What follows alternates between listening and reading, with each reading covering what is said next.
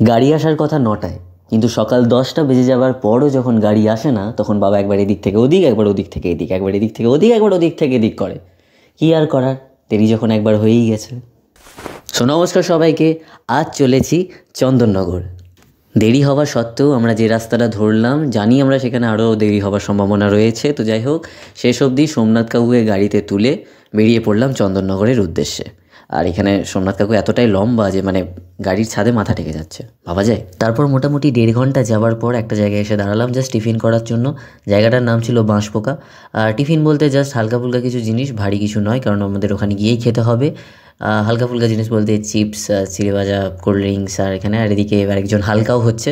ছেলেরা যেখানে সেখানেই হালকা হওয়ার জন্য দাঁড়িয়ে পড়ে। কবে যে শুধরাবে ছেলেরা কে জানে।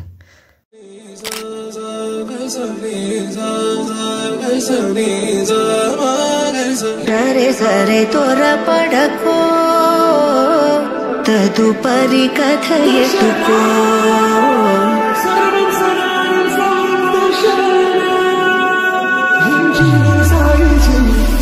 సరే సరే త్వరపడకో తదుపరి కథ ఎత్తుకో। গান শুনতে শুনতে ঝাঁকুনি খেতে খেতে যখন চন্দননগর পৌঁছালাম, তখন বাজে মোটামুটি 1:30। এবং এই জায়গাটার সাথে আমার অনেক স্মৃতি রয়েছে, কারণ কিছু রিলেটিভস আমার এখানে আছে এখনও। সো অনেক স্মৃতি রয়েছে বলবো। যাই হোক, আমরা এসেছি আপাতত বিনোদিনী নাট্য উৎসব 2024-25, এবং এখানেই আমরা পারফর্ম করতে চলেছি চন্দননগর রবীন্দ্র ভবন। আমাদের আসানসোলের রবীন্দ্র ভবন যেমন সাজানো গুছানো, এখানকার রবীন্দ্র ভবনও সেম। যতটুকু জায়গা রয়েছে তার মধ্যে খুব ওয়েল ডেকোরেটেড, সব কিছু সাজিয়ে গুছিয়ে, মানে খুব সুন্দর, বেশ পছন্দ। আমার চন্দননগর শহরটা যেরকম পছন্দ, আমার রবীন্দ্র ভবনটাও খুব পছন্দ হয়েছে।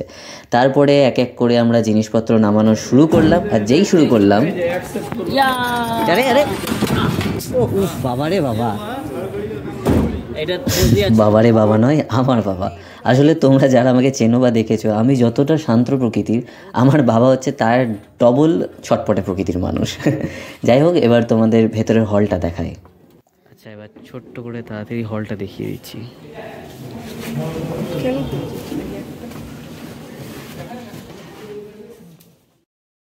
আমাদের ছিল দ্বিতীয় শো, তাই যাদের প্রথম শো ছিল তারা তখন সব কিছু অ্যারেঞ্জমেন্ট করছিল, গোছাচ্ছিল, যেরকম আর কি গোছাই সব কিছু আমরা করি। নর্মালি প্রথম শো থাকে আমাদের, বাট এইখানে দ্বিতীয় শো ছিল। অ্যান্ড এই হলো গ্রিন রুম। প্রথমে যখন ঢুকেছিলাম তখন ঠিক বুঝতে পারিনি এটা গ্রিন রুম কি না। তো যাই হোক, এটাই গ্রিন রুম। এখানে সব জিনিসপত্র আমরা রাখলাম। এই যে 1000টা কাঁচ দেখতে পাচ্ছ, তো একটু স্টাইল মারছি, তো মানে মারতেই হবে, কিছু করার নেই, কম্পালসারি। অ্যান্ড এই হলো জায়গা যেখানে আমরা খেলাম। এটা হচ্ছে একটা ক্যান্টিন, ওখানেই রবীন্দ্র ভবনেই ছিল। কেউ কেউ রুটি খেলো, কেউ কেউ ভাত খেলো, আমি ভাত খেয়েছি। তারপরে সঙ্গে সঙ্গে জাস্ট খেয়েই বেরিয়ে পড়লাম স্ট্যান্ডের এখানে। আমি যেহেতু এখানে অনেকবার এসেছি এর আগে, তো আমি লোভ সামলাতে পারলাম না যে একবার তো যাবোই। মোটামুটি 15-20 মিনিট ওখানে গিয়ে গল্প টল্প করে ছবি টবি তুলে যখন ফিরতি পথ ধরলাম,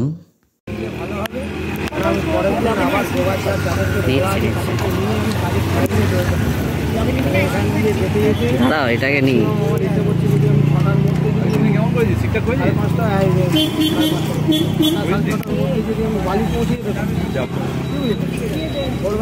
আশা করি যেটা দেখালাম বুঝে গেছো, আর নিজের থেকে বলার কিছু নেই। তারপরে এখানে সৌরিন্দা স্পন্সর করলো আইসক্রিম, তো আইসক্রিম খেতে দাঁড়িয়ে গেলাম। ঠান্ডাতে তো আমার আইসক্রিম খেতে খুবই ভালো লাগে, তোমরা জানো সবাই। তো আইসক্রিম খেলাম, কেটে তারপরে কিছুই না, জাস্ট আড্ডা এরকম মারছি। তারপরে দেখা যাক কী করা যায়। যেটা বলছিলাম, এখন নিচে গেছিলাম জল আনতে। এবার আমাদের যে জায়গাটায় থাকতে দেওয়া হয়েছে সেটা দেখি। প্রথমে যে জায়গাটা দেখালাম ওটা জাস্ট মানে জিনিসপত্র রাখার ছিল, অ্যাকচুয়ালি যে রেস্ট রুম যেটা সেটা দেখাচ্ছি। সব কিছু চেক একবার করা হয়ে গেছে। আমাদের সেকেন্ড শো। এবার এই যে হচ্ছে লম্বা করিডোর। আচ্ছা বলে দিই একবার, অ্যাড্রেসটা ভালো করে বলে দিই। এটা হচ্ছে চন্দননগরের রবীন্দ্র ভবন স্ট্যান্ডের সামনে একদম, আর পাশেই হচ্ছে চন্দননগর কলেজ। সো খুব ইজি আইডেন্টিফাই করার জন্য। আচ্ছা, এবার রুমটা জলদি করে দেখাচ্ছি। জানি না ভেতরে সবাই শুয়ে আছে কোন পজিশনে, বাট দেখি চলো।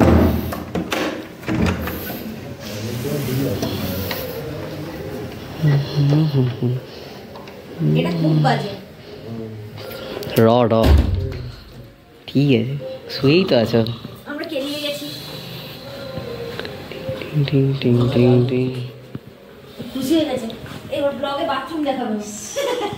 হ্যাঁ, তো ইম্পর্টেন্ট, এটা সুন্দর না পুরো ব্যাপারটা। লুঙ্গি পরে পুরো বলেইছিলাম কে কীরকম পজিশনে আছে আমার জানা নেই। তো যাই হোক, এরকম রুম পেয়ে ঘুম ছাড়া কি আর কিছু আসে? আর কিছুক্ষণের মধ্যে প্রথম নাটকের শো শুরু হতে চলেছে। আর এই যে আমাদের ছেলেদের এই অবস্থা, সুন্দর একটা মিউজিক চলছে আর সব ভাত ঘুম। দেখুন আপনারা।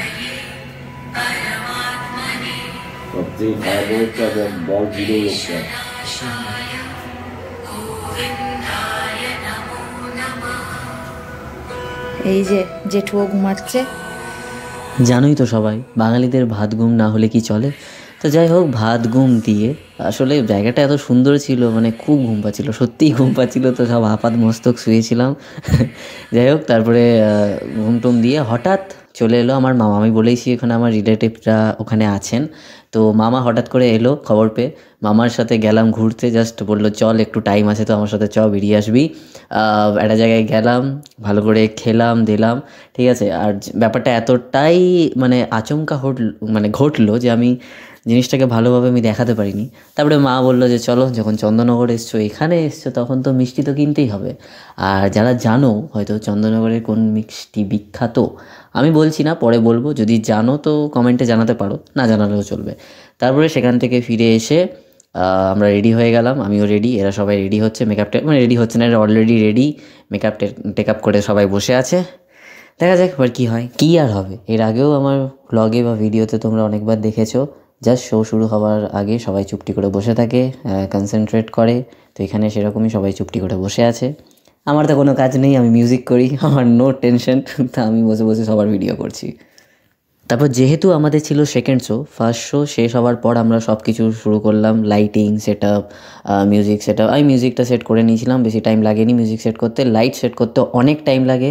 আর সেকেন্ড শো বা থার্ড শো হলে যেটা খুবই প্রবলেমেটিক, কারণ ফার্স্ট শো হলে কি আমরা আগে এসে প্রথম থেকে করে নেওয়া যায়, বাট সেকেন্ড শো হলে ফার্স্ট শো হওয়ার পর আবার নতুন করে করতে হয়, অডিয়েন্স সামনে বসে থাকে, তো খুব অসুবিধা। যাই হোক, আবার হাতে হাত রেখে শুরু হয়ে গেল আমাদের নাটক। আজকে জানবেই তো তার আর তুমি তো হিন্দু ধর্মাবলম্বী হয়ে আচ্ছা বাদল, আপনি বলুন ওরা কতগুলো গির্জা আগুন লাগিয়েছে? পাদ্রী স্টিফেন আর তার দুই ছেলেকে এরাই তো পুড়িয়ে মেরেছে।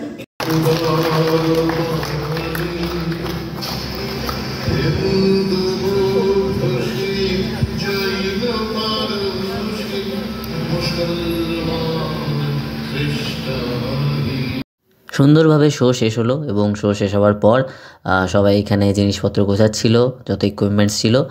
আমরাও আস্তে আস্তে লেগে পড়লাম সব জিনিসপত্র গোছানোর জন্য, কারণ আমরাও কিছুক্ষণের মধ্যেই বেরোবো। চাটা খেয়ে এরা সবাই জেঠু কাকু মানুষ, সবার চা তো লাগবেই। যাই হোক, তো সেই জন্যেই স্ট্যান্ডের ওখানেই চার ছিল, এই সামনেটাতেই দাস পান স্টলে গিয়ে আমরা খেলাম চা। আমি সচরাচর চা খাই না, বাট কখনো কখনো খেতে হয়, মুডের ওপর ডিপেন্ড করে। তো চাটা খেয়ে তারপরে গেলাম আবার গাড়ির কাছে, যেখানে আর কি জিনিসপত্রগুলো লোড হচ্ছিল। আচ্ছা, এখানে একটা জিনিস বলে রাখি, এর আগে এই লাইনটাতে এই সাইডে গঙ্গা আর এই সাইডে এক এক করে প্রায় কি নেই দিকে, এটা তো রবীন্দ্র ভবন চন্দননগরের পাশেই রয়েছে আমাদের চন্দননগরের কলেজ, দেন রয়েছে সংশোধনাগার, তারপরে রয়েছে আদালত, মানে কি নেই পরপর এই লাইনটাতে, মানে ম্যাক্সিমাম জিনিস মানে এর মধ্যেই রয়েছে। আর মানে বলছি না, আমি যখন এখানে আমাদের কয়েকজন রিলেটিভ রয়েছে, এখনও আছে, বাট একটা সময় আমি খুব আসতাম, এখন আর আসা হয় না। আর তখন আমি এই স্ট্যান্ড নয়তো আমি চন্দননগর যে স্টেশনটা রয়েছে সেখানে গিয়ে বসে থাকতাম, দাদুর সাথে গিয়ে জাস্ট বসে থাকতাম, আর কিচ্ছু না, জাস্ট রিল্যাক্সিং ব্যাপার ছিল। তাই এই জায়গাটা পার্সোনালি আমার খুব ভালো লাগে, এই শহরটা আমার খুব ভালো লাগে। তো এই হলো সেই মিষ্টি, জলভরা বিখ্যাত মিষ্টি। চন্দননগর না, অনেক জায়গাতেই পাওয়া যায়। তো এটার একটা গল্প আছে যে নাকি এই মিষ্টিটা তৈরি করা ছিল জামাইকে ঠকানোর জন্য। মানে এই যে মিষ্টিটা দেখছো নর্মাল বেশ বড় সন্দেশের মতন টাইপের, বাট এটার ভেতরে রস থাকে, বেশ অনেকটা রস বা গুড় টাইপের জিনিস থাকে। তো বাট ওটা কী হয়, যখন হয়তো তুমি না জেনে খেলে কী হবে, যে হট করে রসটা পড়ে যেতে পারে গায়ে, তো সেই জিনিসটা মজা পাওয়ার জন্য নাকি এটা বানানো হয়েছিল, আমি জানি না, জাস্ট শুনেছি। তারপর মিষ্টি খেয়ে ঘুমিয়ে পড়েছিলাম। তারপরে যখন ঘুম ভাঙে তখন আমরা যেখানে এসে পড়েছিলাম সেটা হচ্ছে হোটেল সম্রাট, পূর্ব বর্ধমান জাউগ্রাম বলে একটা জায়গা। সেখানে বসে আরাম করে রুটি, মাংস বলতে চিকেন নয়, মাটন। সেখানকার হোটেলের মালিক তারাই বললেন যে মাটনটা ট্রাই করুন। সো যাই হোক আমরা সবাই মিলে মাটন ট্রাই করলাম, খেয়ে দিয়ে মানে ভালো করে পেট ভরিয়ে যখন বাড়ি ফিরলাম তখন মোটামুটি বাজে 2টোর কাছাকাছি। এই যে চলে এসছে আমাদের স্বাগত জানাতে। এখন বাজে 2টো, আবার পৌঁছালাম 2:10 বাজে, 2:10 বাজে। আর এনার্জি নেই, আজ পুরো রাস্তাটা প্রায় ঘুমাতে এসেছি, কারণ কাল সকালে ক্লাস রয়েছে। যাই, প্রচুর ঠান্ডা হাওয়া দিচ্ছে, তাই ঠান্ডা হাওয়াটা খাওয়ার জন্য টুপিটা খুলে দিলাম। যাই হোক, আজকের এই গল্প ছিল, দেখা হবে আবার অন্য একটা গল্পে। সবাই ভালো থেকো, সুস্থ থেকো, গুড নাইট। মা দরজা খুলে দিল।